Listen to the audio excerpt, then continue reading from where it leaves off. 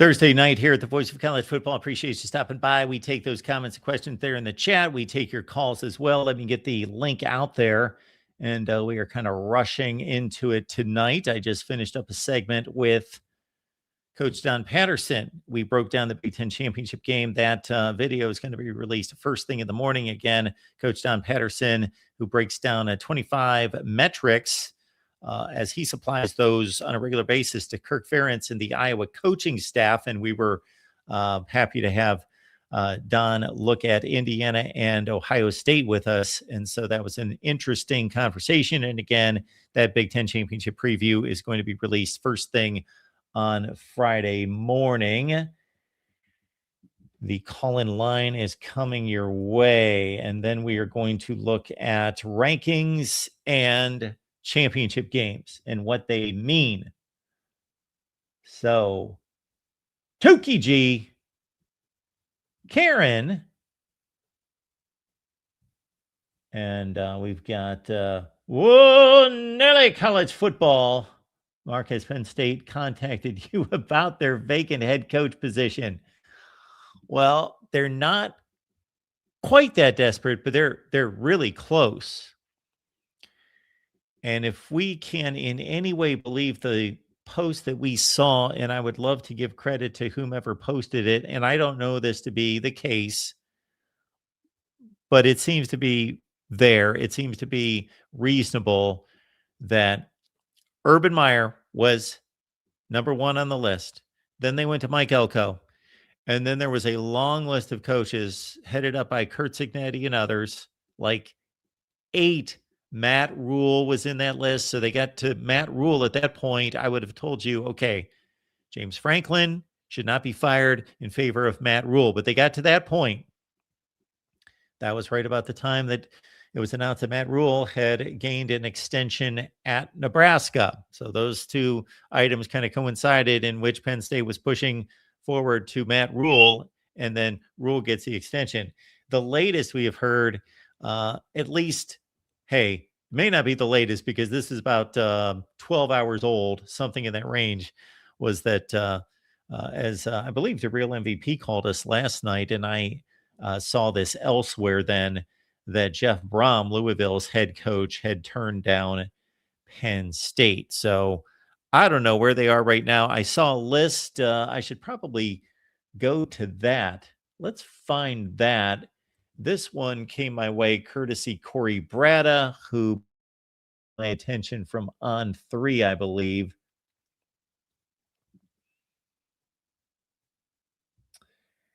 Okay, this is according to an outfit called College Football Report.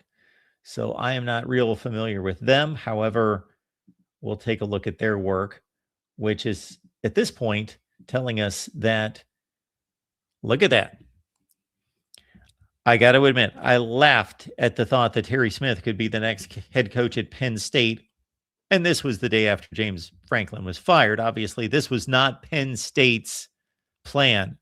Their plan was not to fire James Franklin and just elevate Terry Smith. That was not the plan. That was not plan A. That was not plan B, C, D, E, F, G, and you're going to test my ability to go through the entire alphabet. I don't know that they're on plan Y right now. I think it's plan Y in effect for Penn State. And it only makes sense that most likely the tipping point has gone very much in the direction of NFL assistants, because the college vacancies have somewhat settled down outside of Penn State. Think about it. LSU, Florida, Auburn, Kentucky, Ole Miss, Virginia Tech, Stanford, Cal, Oklahoma State, and Michigan State.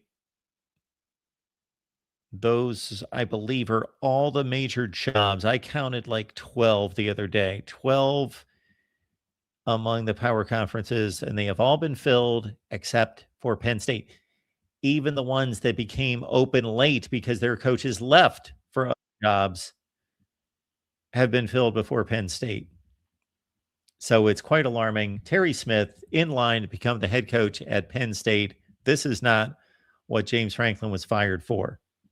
Brian Daboll, longtime NFL assistant and coordinator. Kyle Flood, who's been the head coach at Rutgers. My goodness. Manny Diaz, most recently defensive coordinator at Duke. At Penn State, and then the head coach, of course, currently at Duke, playing in the ACC championship game. Now, those last two names, you could twist the arms and fool some fans into thinking that those were upgrades from James Franklin. Dan Mullen, of course, had some success at Florida and is currently at UNLV. Don't look now, but they're in the Mountain West Conference Championship game at 10-2. And Mike Tomlin, of course, who has had great success with the Pittsburgh Steelers, but not recently. We got DeReal MVP on the line. DeReal, what's going on? Nothing much, Mark. It seems like the current name circulated as Matt Campbell, the Iowa State head coach. Yep. So that's currently Plan Y. If he turns it down, Mark, yep. I honestly have no idea who they could possibly get, because Iowa State is peaked a few years ago. Like, they peaked 2 or 3 years ago, and they just hit their hard ceiling, and there's no hope for them to do anything other than make the playoffs because of a bunch of coin flips games. That is the Big 12. So yeah, I don't unless they go down another rung of coaches, which I don't even know who that would be at that point that would even excite anybody. They're just in a bad way. So I saw they weren't even ranked in the recruiting rankings. That's how bad their recruiting rankings is. It's not even a number. It's just a dash beside them. That's crazy. Well, I will say this about Matt Campbell. He would not be plan Y for me. He would have been plan probably D or E, F, something in that range, because as soon as James Franklin was fired and I started to line up the candidates, and of course, I'm not Penn State. I'm not, painting over this for hours and hours, but made a quick list. I have a lot of respect for Matt Campbell. I think he's really good. Just one season ago, he had his team in the Big 12 championship game. And of course, can't get the kind of talented Iowa State that he's going to be able to get at Penn State. So he would have not been my thought of, this is why I'm firing James Franklin, so in hopes of going to get Matt Campbell to be the next head coach. No. But after the first 3, 4, 5 dropped off, I certainly was in play for Matt Campbell and named him the next day after James Franklin was fired as, okay, again, if you're not able to get the top of the rung guys, then Matt Campbell would be in line. And I think that would be a fine hire. Now, yeah, it's difficult to convince anyone that Matt Campbell's he's not more accomplished than James Franklin, of course, but that he can be a better coach with the resources that Penn State has. But at least you've got a shot to sell that. And he is a really good head coach. So that would be a solid hire. But James Franklin was not fired to get a solid hire. Yeah, I wanted to ask you about a few other things that was just announced or happening. The Bahamas Bowl, Mark, is no more. RIP to the Bahamas Bowl. It's now the Xbox Bowl, and it's going to be between Arkansas State and Missouri State. Any thoughts? Anything you know about the game? Any promotional fun things you want to digest in this game? Well, okay, they're obviously making money because they can get Xbox involved. So I get that. It starts with the almighty dollar and securing X number of dollars to at least fly the teams there and make some money. I get that it's about money. However, I think as a college football collection of fans here talking right now, that if we started listing bowl games and went through all the obvious ones and then started to really, get about 10 to 15 deep, actually the Bahamas Bowl would have come up pretty quickly. It at least had a name for itself simply because it was played in the Bahamas. That it started to gain some traction as at least a name bowl or something that was kind of quirky, kind of different. There's a Is it bowl game in the similar to the Bahamas. Hawaii Bowl? It had a little cachet to it. Is it similar to the Hawaii Bowl? Yeah. Well, that Hawaii Bowl has been going on since the early 80s. It was the Aloha Bowl at one time, but it's the same bowl game. And is so the Hawaii Bowl, and this is just a rough analysis, not dissecting the Hawaii Bowl and what impact it's had on college football, because it's been extremely minimal. But at least, again, yes, they've carved out consistency that the Hawaii Bowl. I know that the Hawaii Bowl is going to be played on Christmas Eve, really late at night, and there's going to be two marginal teams. That's fine. But if I want to watch football when everybody's gone to bed on Christmas Eve, then I can watch the Hawaii Bowl, and that's exactly where. And they don't move from that date. That's when it is. And again, the location just kind of sticks with people, that they don't have to figure out. The ReliaQuest Bowl, was that the Outback Bowl, which was the Hall of Fame Bowl, which was we brought up the bowl game last night in Detroit that is now whatever they named it for the first time this year. That used to be the Quick Lane Bowl, the Motor City Bowl, the Cherry Bowl, and like 14 other things I can't remember. At least it's always the Hawaii Bowl, and it was the Bahamas Bowl, and people can relate to that. It's a location, it's exotic, it's kind of cool. So they gave that away. Yeah, and I saw Kansas State, for whatever reason, it was reported, I believe by Brett McMurphy, but I could be wrong on that Kansas State hasn't accepted their chance to be in a bowl yet. They're still weighing if they want to play in a bowl this year. And if they did it, it would be Rice. That would be the first 5-7 team to replace them. So first off, what are your thoughts on a potential Power 4 team not wanting to go to a bowl game? And second, what are your thoughts on, out of all the 5-7 teams, it being Rice? I know we do it because of academics and, they're super important and all that stuff. But I mean, I would rather see a legit 5-7 team other than food play on the football field. So yes, our buddy Jackson Johnson actually just sent me that tweet from Brett McMurphy just a few minutes ago. So here's the lineup if Kansas State opts out of the bowl game. Here is the listing of 5-7 teams. As you mentioned, Rice is number 1 in line, then Auburn, then UCF, Mississippi State, and Florida State in that order. Why this has always had to do with academics, I have no idea. There is nothing else in regards to awarding teams bowl games or tiers of bowl games or championship games, anything that has to do with academics. I don't know why we're rewarding teams. That's fine. That's great. I think that's commendable. They can be rewarded other ways. Yeah. Select the best draw of a football team, which I would think would be Auburn. Yeah. I would rather watch Auburn play somebody than Rice. Anybody, Mark, and not somebody, anybody in this case. Literally anybody. Then Rice. Any of those teams. Auburn, UCF, Mississippi State, Florida State. Certainly, a name is going to bring people to the TV set. At least, as you're decorating the Christmas tree or whatever you do, baking cookies, and people turn on a game, and they have no idea what happened much this college football season, except they watch like one game a weekend or whatever it is. They know who Auburn is. So I don't understand that. Yeah, Mark, how about going forward? Because, Notre Dame can beat somebody or lose to somebody and still be ranked. What if we rank the final playoff spot by academic achievement?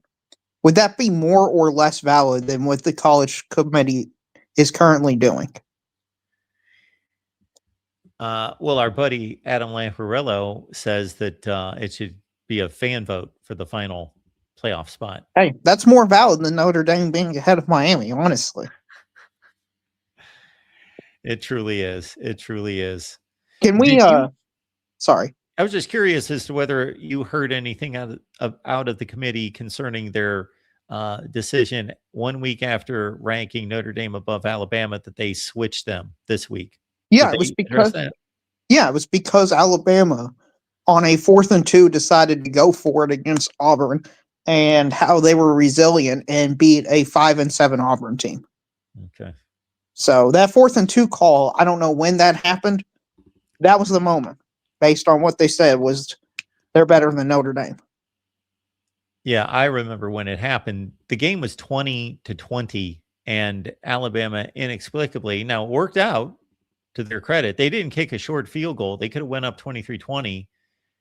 They did go for it on 4th and 2 and threw a touchdown pass. Now, that deserves the number 8 ranking in the country. I don't really make that correlation, but I would have thought that the only thing that would have made the move acceptable would have been Notre Dame struggling against a horrific Stanford team. But that game was like 49-20, and it was nothing close to that. It was like 49-6 in the fourth quarter. Right. I mean, in fairness to the committee, Alabama does have a sizable resume to better than Notre Dame. I Oh, know, absolutely. but there's plenty of people online saying it's rigged against, it's Well, SEC bias, it's SEC homerism, it's rigged no. They in got it favor of right. Alabama. I've They seen got more it right. They just screwed it up the week before, and they had no justification to change it. That's just what's funny. No, they got it right. Alabama has a better resume than Notre Dame. Absolutely. I've seen Oklahoma should be out of the college football Oh, my playoff. I've seen word. Alabama should be out of the college football playoff. I've seen a bunch of people supporting BYU because they're 11-1 and they should be number 7 or 8 in the country. Like, even BYU, I think their own official Twitter account posted a graphic comparing them to Miami, Notre Dame, and Alabama, and they put their resume side by side and were arguing for them. So it's just all a mess. But can we bring on David Greensill, because I need an apology from this man, and I would like to have my apology delivered in person, if that's okay. We can do that. Hello, David. Dr. Buckeye's here. I'm here for it, Darrell. Apologize away. No, you got to apologize to me. You told me there's no way 5 SEC teams making the college football playoff, and sir, well, it's you know happen. what? Well, all right. Well, so what happens if Alabama loses in the SEC title game? Who takes that 5th? Okay, Alabama. So they're in. Okay, Mark, are you still of that opinion, or does it need to be 51-0? For Alabama not to get in? I believe that they should be in. Yes. Okay. Alabama could lose to Georgia 70-0, and Alabama is going to be in the college football playoff. There is no scenario, unless there's a tragedy that happens on the airplane from them going to Atlanta, that's barring them from making the college football playoff. I'm a little surprised you're not making the case for 6 as you once were. You maybe carrying Steve Sarkisian's argument to try and get Texas into this thing. Oh, I mean, they absolutely deserve in the college football playoff, but they decided to go out and schedule Ohio State. They lost to Ohio State, and therefore according to everybody's mind, 3 losses is more than 2. Therefore, you're automatically eliminated from the college football playoff. Now, I do know that they lost to a horrendous 4-8 Florida team. And I understand that their coach. Yep. Who did fire their coach. But let me ask you this. Yes. Alabama is in the college football playoff, barring a complete disaster or tragedy or something like that. And they're safely in, and they have an objectively worse loss than Florida State. I know Florida State is a worse loss than Florida because they played a football game and Florida beat Florida State. But Alabama is comfortably in. If Texas was 10-2, they would have to be ranked ahead of Oklahoma because they played head-to-head. Therefore, Texas would be in the college football playoff. Therefore, next year, guess what? You're not going to see Ohio State travel to Texas. You're not going to see Alabama and Ohio State. You're not going to see any of these big conference games. So you believe that because of this, we're going to see the elimination of the major non-conference matchups, and will this eventually lead to the expansion of the playoff? Mark was talking about this earlier, that maybe we see 16 a lot quicker than people think as well, Darrell. I don't know if you have a thought on that. Oh, yeah, we're going to see 16, but the thing is, a 12-team playoff would work, but we got these participation leagues that have to send an animal to the slaughterhouse to lose by 21 points every single year, which is Tulane, James Madison. Mark the other. No, I was making the case to Mark, and I'm going to say where I agree with you here, Darrell. Ask Mark. The other night I was saying, is there a case that the non-Power 5 should not get a bid? Is there a case that the non-Power 5 should not get a bid? And Mark was saying he doesn't necessarily have a problem with the non-Power 5 not getting a bid. So I think that's something maybe all three of us could be simpatico on here. Just want to say that. Okay, so this is where I stand on the group of 5 in the playoff. And I've taken this stance ever since we went from 4 to whatever it was going to be beyond 12, 14, 16, is that if you want to say we play college football with 135 teams, that includes all these group of 5s, and they make up 20% roughly of the schedule of these Power 5s, and they are an integral part of college football. And since we've expanded to at least 12 teams, it's taking up one spot out of 12 to include the 40th best team in the country, let's say. Yeah. I don't have an issue with that. We all understand it. That's not the 12th best team in the country. It's the 40th best team in the country. But that's what it is. I don't have an issue with it. We just need to understand that's what it is. And we'll see if they get their brains beat in. Boise State held up pretty well against Penn State. Did they threaten them severely? No. But it was a competitive football game. We'll see how it ensues over the next 5 or 6 years. I do think it's going to be exciting, whether it happens this year, next year, or it's going to take 10 years for us to be talking about Appalachian State leads Texas 24-20 in the fourth quarter in a 5-12 game or something like that, or whatever the equivalent's going to be when we go to 16 teams. That's going to be exciting. But are we going to have to put up with like 15 average score 42-7 games to get there? Probably. But I also would not have had an issue with, you know what? This is big boy football. There's no comparison between the power conferences and the group of 5. Go play your own playoff, because we want the 12 best teams or the 14 or the 16 best teams, because it's been decidedly proven. All you have to do is look at the standings and the results, that even the best on the average season, the best of the group of 5 teams, cannot compete even with the mid to lower level teams in the power conferences. I looked at those stats last bowl season. The group of 5 champions were like something like 3-19 or some ridiculous number. I'd have to go back and look, against power conference competition. And most of it was not Oregon and Penn State. Most of it was against Illinois and whomever. So there's just a decided, you are allowing a team to play that does not belong from a talent and competitive standpoint.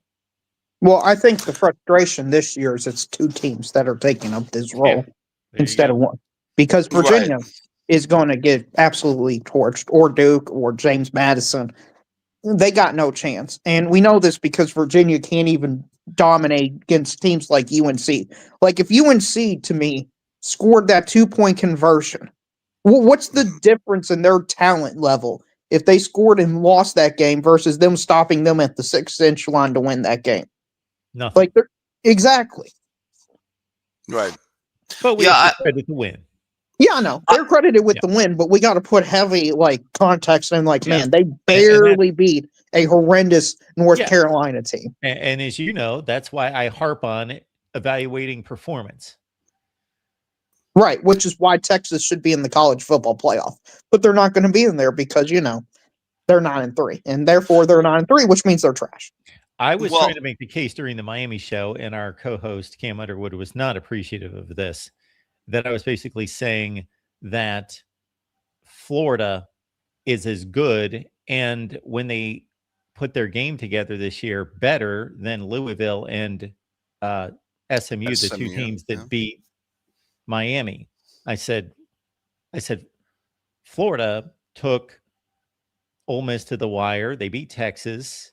They, on occasion, can play football when they put their heads together and get it together. I'm not touting Florida as some game that should be that Texas should not have lost, or that sort of thing. but I'm just stating that, yes, the records are not the end all be all. I would Right. love to have seen Florida fully motivated playing SMU, Virginia, etc., Duke, those teams. I'm not trolling. I think if Florida played Virginia, Florida would be favored in that game. Now, does that See, mean they would win the game? No, but I mean that tells us something. See, I like the non-conference big-time matchups. I mean, I'm a fan Sure. of them, and I don't want to see them go away anytime soon. I mean, to be fair, I do think that this may cause that to eventually happen, but I mean, I thought maybe it would make it because you have wiggle room nowadays, and you could afford to have a second loss, and still make it, make the playoff. That maybe it would be more likely that we would see these big time non-conference Well, matchups. David, you're But screwed either way. I mean, yeah, you're Miami. You beat Notre Dame. It doesn't matter. yeah. You're Texas. You go play Ohio State. Well, you lost to them and you got 3 losses. Therefore, you're out. You get no reward for beating them, and you get all the punish for losing to them. Where's the incentive? Well, I would say this. Well, first of all, I still believe that Texas did this to themselves. They did not have to lose to a team that fired their coach. Losing at I Athens, understand that. losing at Columbus, there's no disgrace in those losses. We all know that, Darrell. But, I mean, they lost to a really, really bad football team, and that's why they're there. And Okay, now, to be let's fair, say no. I want fair, to get on this. I want to get on this. If okay, they I was played going to go to Chattanooga, Alabama. But if yeah, they played Chattanooga week 1, and they sure. played the exact same schedule, would they be in the college football playoff right now? I agree with you. I said this. If they scheduled Ohio University instead of Ohio State, they'd be 10-2 and they would be in the playoff right now. But I mean, I think that I would say this, and this was an argument that I made for like the Big 12 and the ACC, because I made the case that, well, specifically the Big 12, because well, you're going to like this, Darrell. I was talking about the gap between the two major conferences and then the other conferences. Because, I mean, I know what you think of the Big 10, but we're still ahead of the game compared to the ACC and the Big 12. Oh, I, absolutely. I would make the case that we should make the Big 12 or an ACC team play a major non-conference so that they can get that extra data point like Miami did this year. Well, but all right, who's Texas Tech's biggest non-conference opponent, Mark? Well, I know that they all played a non-conference opponent. The Big Ten teams were the only ones that didn't. Forget who Texas Tech. Maybe I was stretching it a little with Texas Tech. You are correct. I believe they played either Washington State or Oregon State, which we can no longer count. Yeah, they played Oregon State. Yeah, so we can no longer count. So you're correct, David. In Right. Texas Tech's case. Right. And this idea, by the way, Texas Tech is a lock to make the playoffs if they lose to BYU. I don't know where this narrative has just completely come from. I'm sorry, they got a worse resume than like every 10-2 team out there. Well, I mean, the only thought was, Darrell, and Mark's point is a valid one, which is they would have too far to drop by losing to a pretty solid football team. If what they does that lost, mean? Hold on. What does that mean? They've got too far to drop. We're re-ranking the teams every week. They're not okay. They're not set based on the committee's own criteria. It's not like, well, they know they're one if they're doing what they say they're doing, which Well, I don't know how much faith you have in the committee, but it says they completely start from scratch. Therefore, nobody's 1, nobody's 2, nobody's 3 or 4, so on and so on. So Texas Tech is ranked as of right now 5th in the rankings, correct? 4. 4th. I'm sorry, my bad. So it's 4th. They were 5th at one time. So they're 4th in the rankings. Do you believe that if they lose to BYU, Darrell, where should they fall to? You would put them down at like 12 or 13 or something like that? Is that what you're saying? Okay. Yes, they have a worse resume than Vanderbilt, Texas, Oregon, Alabama, Oklahoma. Yeah, I mean.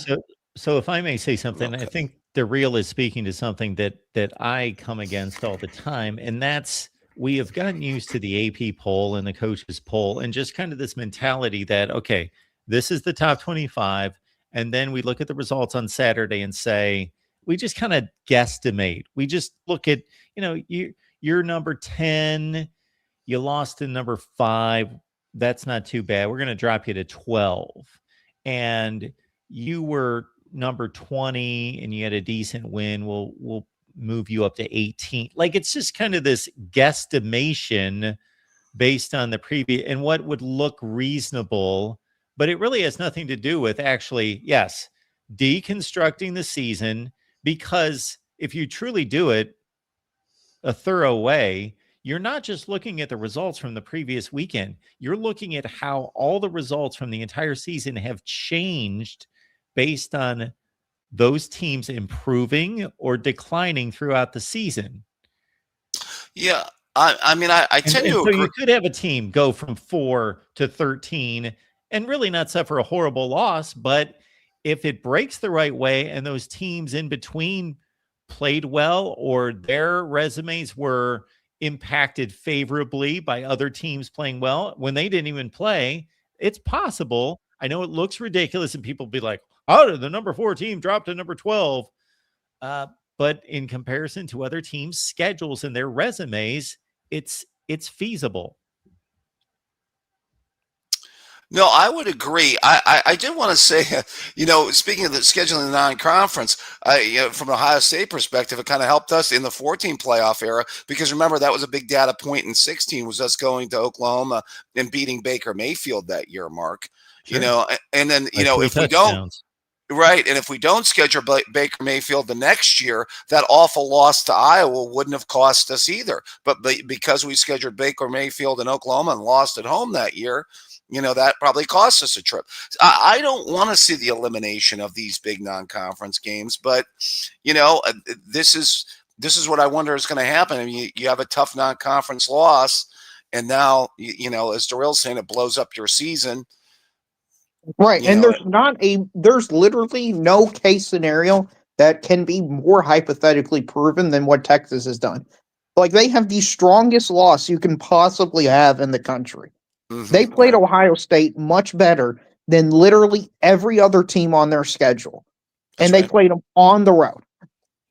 And they're still not going to make the college football playoff because of that game. And I've already explained the Florida loss to everybody who wants to talk about the Florida loss.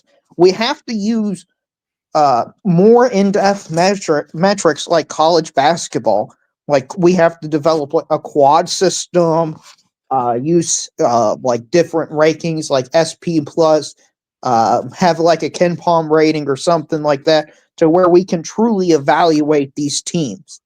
Well, because just doing it solely based on record is not a valid way to do it. Because like in college basketball, there's teams 30-5 every year that get left out because they lose their conference championship game. But we know, because they play a bunch of scrubs, they don't belong, compared to an 18-14 Big 12 team that's had to play like 20 top 15 teams throughout the entire course of the season. Well, let me make this last point on this. I just want to say that I do feel that with the 12 and being where it's at right now, I'm not opposed to, like I said, eliminating the non-Power 5. I think that the other step that could be made is, would you also make the case that maybe the Big 12 and the ACC should get only one team or something I mean, you're really down. I want it earned on the field. I don't think this is what I hate about the auto bid structure that Joe Klatt and people like this push with the 2014. It has to be earned on the field. If there's the year the ACC is proven by far to be the best conference and they deserve 8 bids, I'll be on here saying they deserve 8 bids. I'll do that, but it has to be earned on the field. So what I want is that the highest ranked team from the conference gets to go to the college football playoff. So Miami would be selected in the college football playoff, and Virginia just goes to some random bowl game as conference champions. Would you know what Darrell is saying, Mark, is what I was trying to say last time, which is the closest we can to having the 12 best teams in the country play each other. Yeah, I don't necessarily agree with that. I think that there should be a reason we have conferences and conference championships. I just think that the conference championships should be more valid. I would rather correct the conference championships than eliminate their tie to the college football playoff. That's what I would do. Yeah, I just don't view the conference champions as valid anymore. Like, they don't determine the best team, and I don't even think most people care about winning your conference. Like if I told Oregon fans last year, you're going to win your conference championship, but you're going to lose to Ohio State by 40 in the college football playoff, I don't think they would have accepted that. Like the Big 12, TCU didn't win the conference championship, but they made the college football playoff and won a game. I'm almost positive Kansas State fans would rather been TCU that year and make the national championship game than win the Big 12. Yeah. That's what we've created by being focused on the playoff and the networks, and it's all been, and that's fine. I don't like it necessarily because I think that the conference championships should mean something. I do care who wins the Big Ten, who wins the SEC, etc. But I'm a dinosaur. Well, But I don't like the setup now because of the Ohio State, Indiana situation, Georgia, Alabama. They're all going to be in the playoff. We saw the same exact thing last year with Texas, Georgia, and Oregon, Penn State. They're going to be in the playoffs. So they're really not, unless, you really want to have that hardware in your athletic complex. And again, that seems to be valued by 50-year-old guys like me, but not anybody else. So right. And unfortunately, I don't see a scenario going forward where it's even possible that the Big Ten and SEC games is going to matter. I can't think of any scenario where their conference championship game can matter going forward. Too many good teams. Yeah. Right. And to me, we're not determining anymore who the best team is because these conferences are too large. We're really just determining who's really good and who has a schedule that's broken their way. Like Virginia, for example, has played almost none of the top teams, along with Duke. Duke is 6-2, and they're 0-2 against teams 6-2 or better in the ACC, and yet they're in the ACC championship game. So even if they win the ACC, I'm not going to view them as the best team in the ACC. They just got lucky with their draw and schedule play, and they happen to win one game. I'm not going to necessarily view them as the best team in the ACC because I've got an eye test that I know who's talented and who's not, but I'm not going to necessarily view them as not the best or that they didn't earn it. I don't think that their schedule is that much worse than Miami's in conference. I think the ACC's horrific for the most part.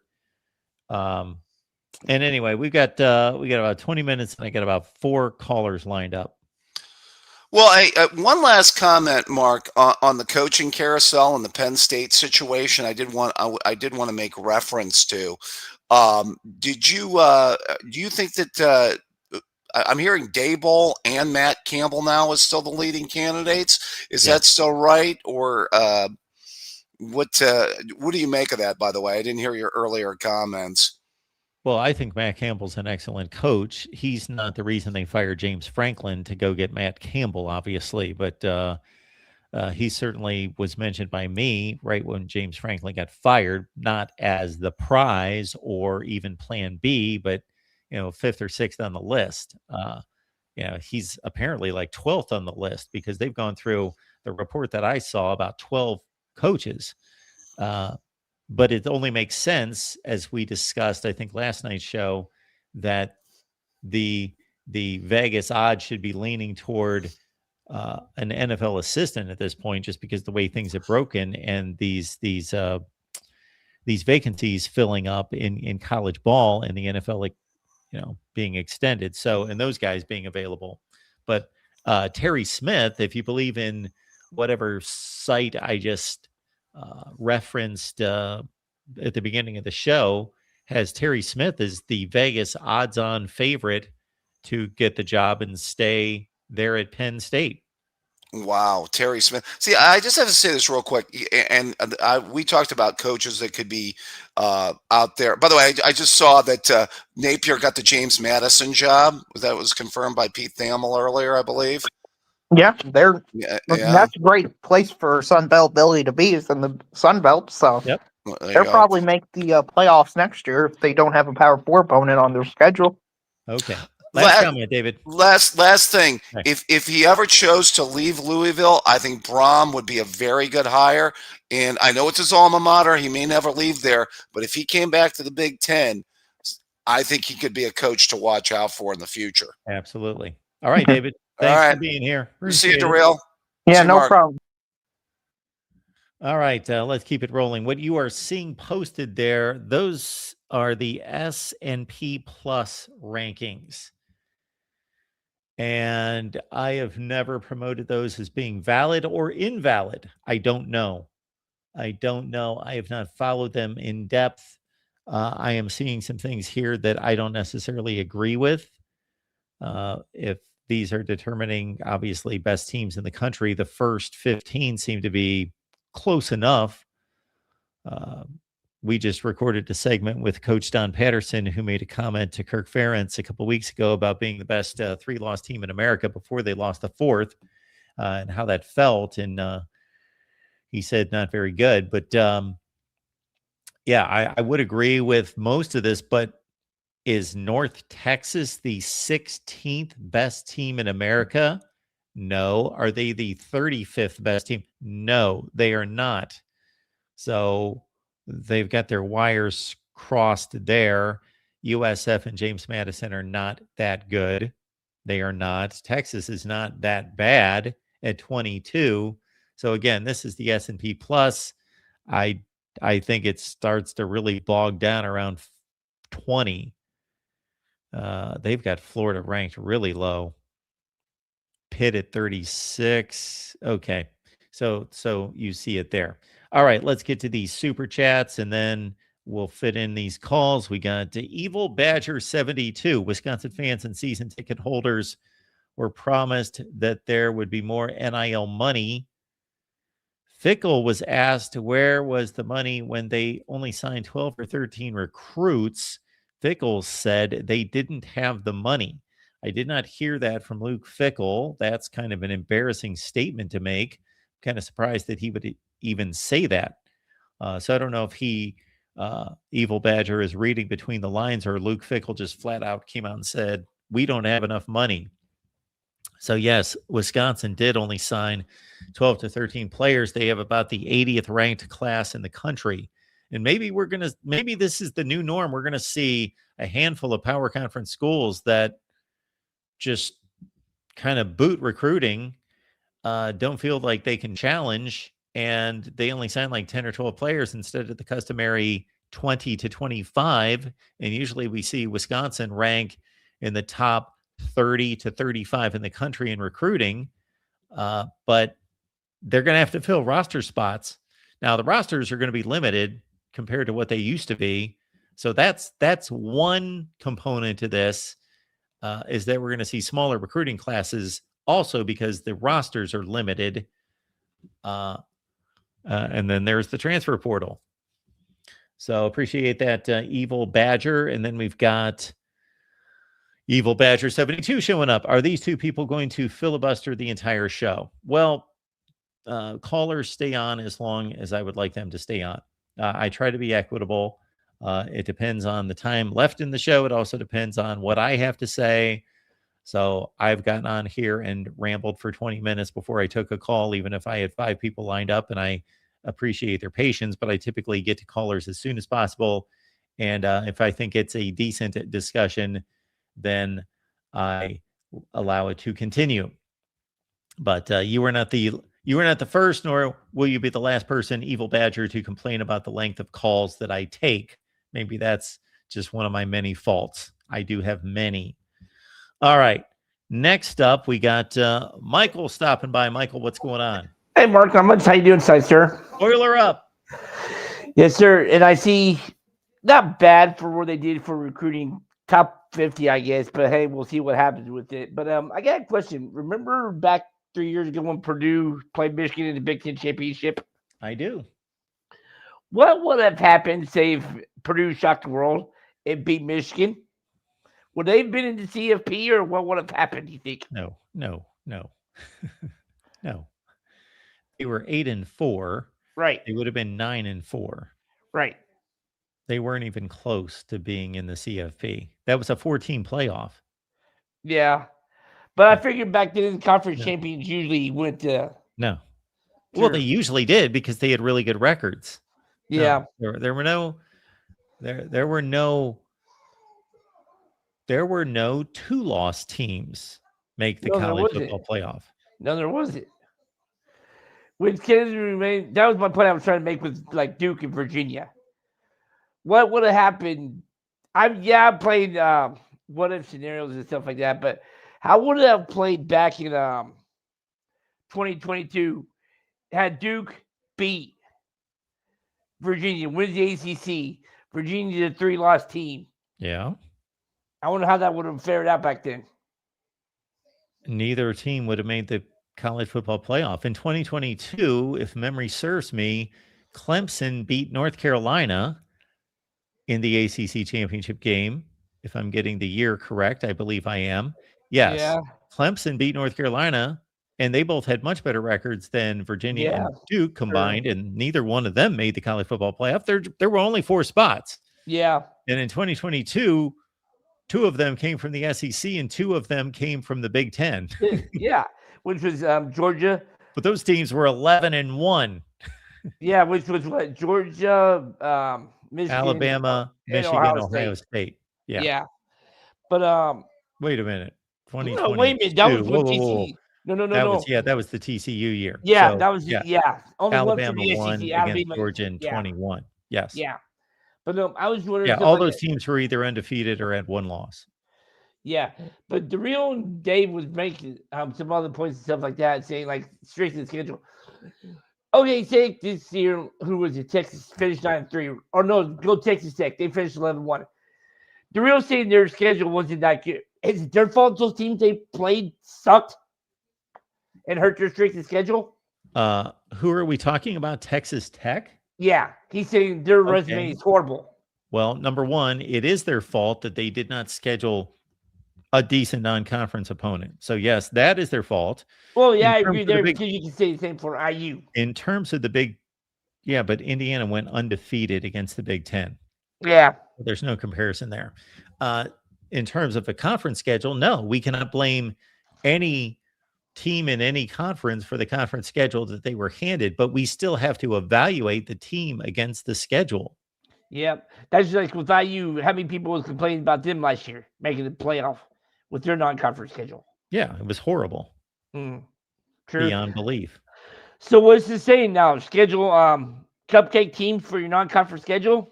You should. Games? Yeah.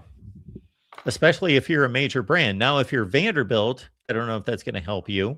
Vanderbilt's going to go 10-2. Well, they are 10-2, and they're most likely going to miss the college football playoff. And I think that is the tragedy that has been lost on people. I don't hear anybody sticking up for Vandy, and I can argue that they should be in the playoff. I agree. They should be. But then, like, and stuff like that. But is Drill thinking Texas Tech is going to lose Saturday? Is what? Is Drill thinking Texas Tech is going to lose Saturday? How would I be able to answer that? No, because I didn't know if he. No, I didn't know if he brought it up himself. I have no idea. I don't know if he brought it up himself saying Texas Tech, because if memory serves, then they. Okay, yeah, he said they should win, but I was wondering stuff like that. But like I said, yeah, your non-conference is one thing, but what are you gonna do if you beat the teams in your conference schedule, and those teams flatter? And like with Texas should not deserve to be, because they only have one good lot this year. Because they got blown out against Florida and they got blown out against Georgia, did they not? Correct. So how should they be in the playoffs for 9-3 when they had 2 pathetic losses? Okay. Here's the point. They're 9-3. Yeah. There are going to be a slew of 10-2 teams in the playoff, including teams that did not schedule tough non-conference opponents. Texas went to Ohio State and played the number 1 team in the country within a score. That performance is better than 95% of the wins in the country. So that's one point to be made. The other is that the Georgia game was 14-10 in the fourth quarter. Yeah. So yes, it was 35-10, and those scores count, the last 3 touchdowns, but it was not 28-0 in the first quarter. It was 14-10 in the fourth quarter. And also, we have to look at the wins. Yeah. Let's look at the wins. Texas beat Oklahoma, who's number 8 in the country, They beat Yeah. Vanderbilt, who's 10-2. Mhm. They beat, who am I missing? Texas A&M, who was 11-0 at the time. Yeah. And number So they have 3. they have 3 wins that Notre Dame can't compete with, Miami can't compete with, BYU can't compete with, Utah can't compete with, Texas Tech can't compete with, and I could probably keep going. Yeah. But I'm saying if Texas Tech loses, I don't know why he says, is he basing it because of their non-conference schedule? He's saying if Texas Tech loses Saturday, they shouldn't make it because of their non-conference schedule? Or where's he getting that from? I don't know. Don't call the show and ask me to interpret what other people say. I have no idea. Okay, sorry about that. Oh, I guess just congratulations to Brian Hartline. It only took you 6 long years. He should have been a head coach a long time ago. Amen. Yes, congratulations to Brian Hartline. Yes. All right. Okay. Anything else, Michael? Not much. I just can't wait for this weekend, man. It needs to fast forward to get here. There we go. All right, let's keep it rolling. We got Muley on the line. Muley, what's going on tonight? Yes, Muley is not with us. We'll keep going. Adam, what's going on tonight? Adam, are you? Mark, There how's you it go. going? Can you hear me? Good. How are you? I'm doing good. I'm just about to get over the flu, so I'm a very happy person. Yeah, that's nasty. Yeah. So I just had a few quick points.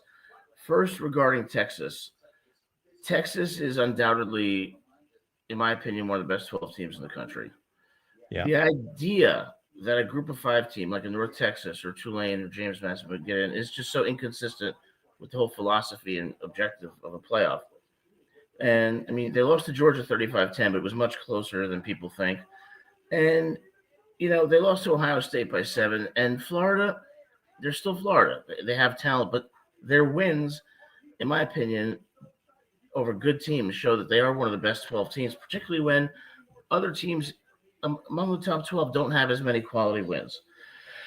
The second point I wanted to make was an idea that I have for you. So there's 12 games in the college football season.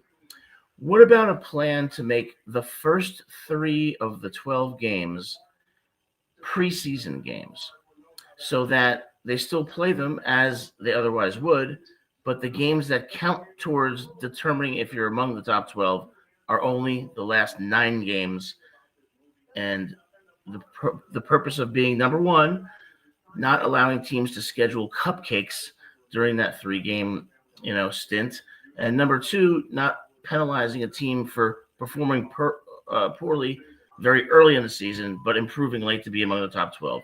What are your thoughts on that? So these games are going to count or not going to count? They are preseason games and will not count towards the committee's deliberations as to who makes the playoff. Only the final 9. Where are they going to be played? What's the purpose? The purpose is to develop the players, is to and for the team to improve. And it's an NFL preseason.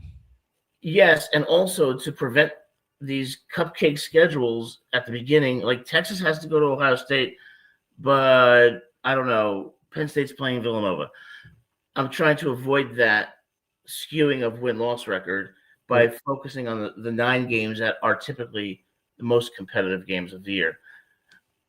What's wrong with that scenario? Well, you're going to completely avoid it because we're not going to see any non-conference games. We're only going to see conference games.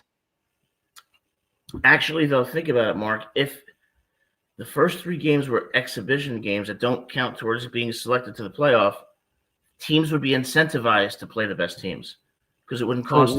For what purpose? To get hurt? To get injured? Why would the best teams play games that don't count in front of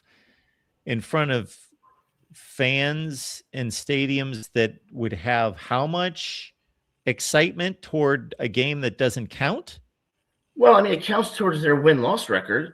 That was the first question I asked, and you said they didn't count. They wouldn't count. They count towards the win-loss record, but the committee would only consider the 9 games. So they don't count. They don't count. Yeah, so they don't count for purposes of the playoff. Yeah, they count in modest ways. I mean, if we play exhibition games the first 3 weekends of the season, you will not see me sitting here on Saturday night because those games are worthless. They're NFL preseason games that unless you're an NFL junkie like I used to be and watch NFL preseason games because it was more about roster evaluation. Right. Nobody cares. The score doesn't matter. None of it matters. There used to be jokes that would be thrown around all over the place about what was the Super Bowl champion New England Patriots preseason record this year, and people would be like, "Oh, I don't remember." Exactly, that's the point. You don't remember because nobody knows, nobody cares because they don't count. So why in the world are we watching Texas and Michigan play and Ohio State and Oklahoma play or whomever when they don't count? Because we have to fix the problem that occurs year after year after year in perpetuity, where people say this team should be in because their strength of schedule was weaker than this team. This team should be in because they came on strong at the end of the season. Some will say they shouldn't be in because in their first few games they didn't perform as well. I'm trying to come up with a solution that, although imperfect, will mitigate those arguments and arrive at a better best 12 teams. So I respect the fact that you would criticize that proposal and others I've put forth.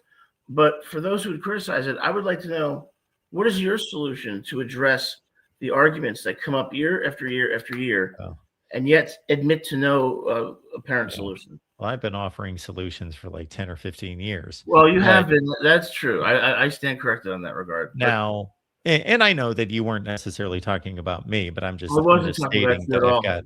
So sorry if it came off that way. No, that's not how I took it. I just, for anyone who wants to search through 25,000 videos or whatever the number is.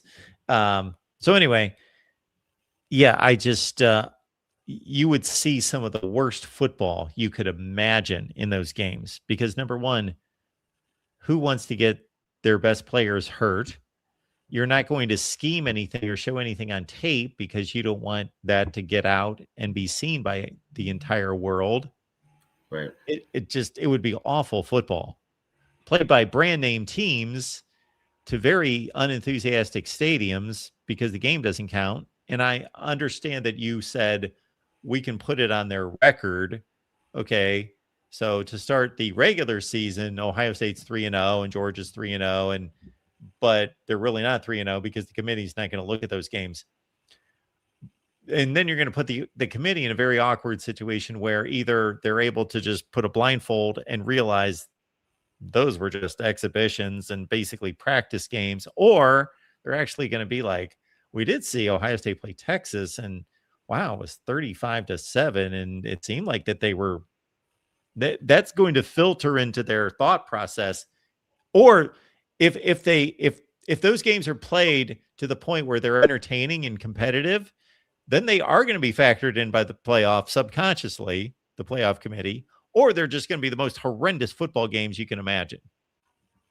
Okay, well, if we stay with the status quo, we are constantly going to have national champions in some, if not a significant number of cases, having their credibility as national champions questioned because of schedule disparity, strength, and a variety of other factors. And so you rejected my 2 out of 3 playoff, right? You rejected that one. The preseason thing doesn't work either. So we have to come up with some solution because we have a committee that's filled with bureaucrats who really don't know college football. Yeah. And every year you have teams playing cupcake schedules, other teams playing absolutely murderous schedules like Texas.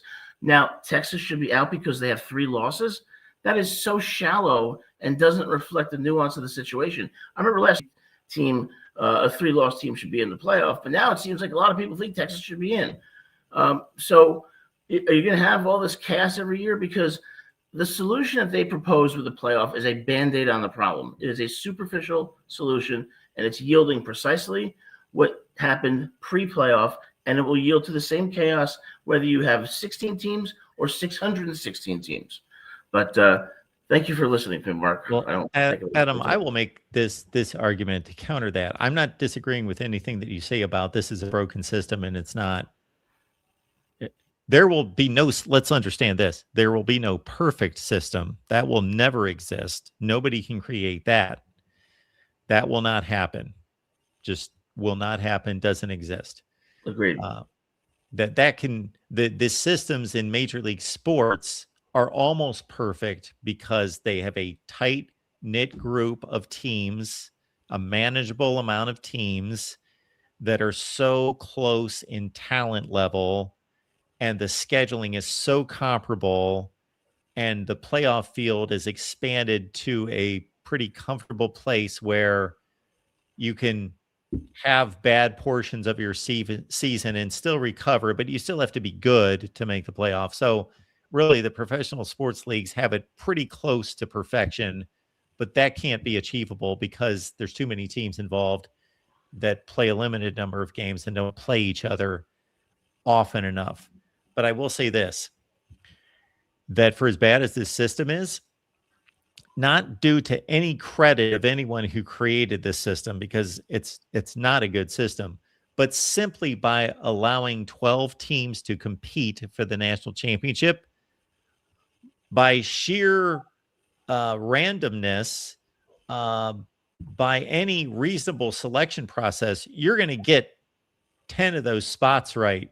Any moron could get 10 of the 12 right. So even if 2 are misplaced, you've got 10 of the best teams in the country, the 10 best teams in the country playing for the college football playoff championship. And that's never happened in the history of college football. So based simply on expansion of the playoff, it's the most valid system we've ever had. And it looks like they're going to expand to 16 teams. So if they did that, would you support something analogous to college basketball, where you have the NCAA tournament, and I believe it's the NIA tournament? Is that, am I NIT. NIT tournament. So the top 8 teams go to the college football national championship tournament, and the next 8 teams go to the equivalent of the NIT. I don't support that idea. I only put it out there for the point being that there's no chance in hell that, in my view, the 12th, 13th, 14th, 15th, 16th is going to have a chance. So what's the point of expanding it? Maybe I'll ask Sister Jean, because she seemed to have the answers at Loyola, because I don't have the answers. I mean, if it's going to be an imperfect system, I get that. And perfection is the enemy of the good. But this system is systemically imperfect. And the changes that they make may make it better, but they still fall victim to the same problems, like disparity in schedule strength and the like. So I'll keep offering solutions, and you can keep knocking them down, because that just motivates me to think of new things. So thank you, Mark. I appreciate it. Thanks, Adam. Have a great night. Absolutely. You as well. So you can catch Adam and our buddy Gabe. Gabe and Adam on the Rutgers Show Tuesday nights at 8 p.m. Eastern time over on the Rutgers channel. And I will probably have to take up Adam's challenge, and I will harness all my brain cells to come up with the perfect or the near perfect college football playoff model, which I've done in the past. So I guess I'll just look back at a bunch of old videos and put it together as a complete system.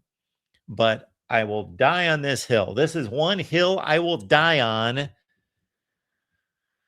for the remainder of my career, or whatever you want to call it here on YouTube. I will die on this hill when it comes to college football,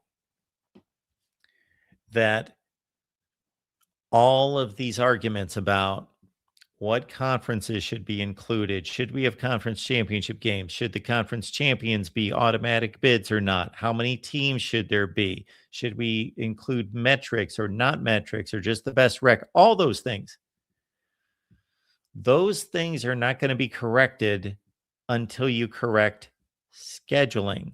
The scheduling produces the matchups that produce results that are either valid or somewhat invalid because of the disparity of the schedules. So I've said this since day one. You can look up videos that are 9 years old on this channel, and I have broken down the dysfunction of scheduling in college football, and I have fixed it a million different ways. Basically, I've fixed it one way and just regurgitated it a number of ways And so I guess I will need to do that sometime in the postseason.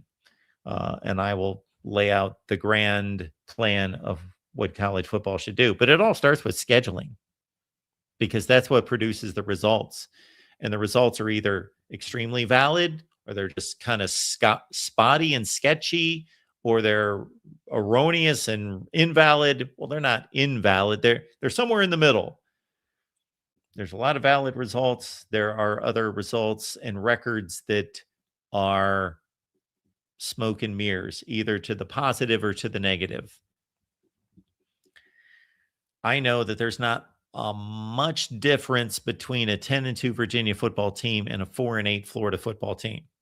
There just isn't.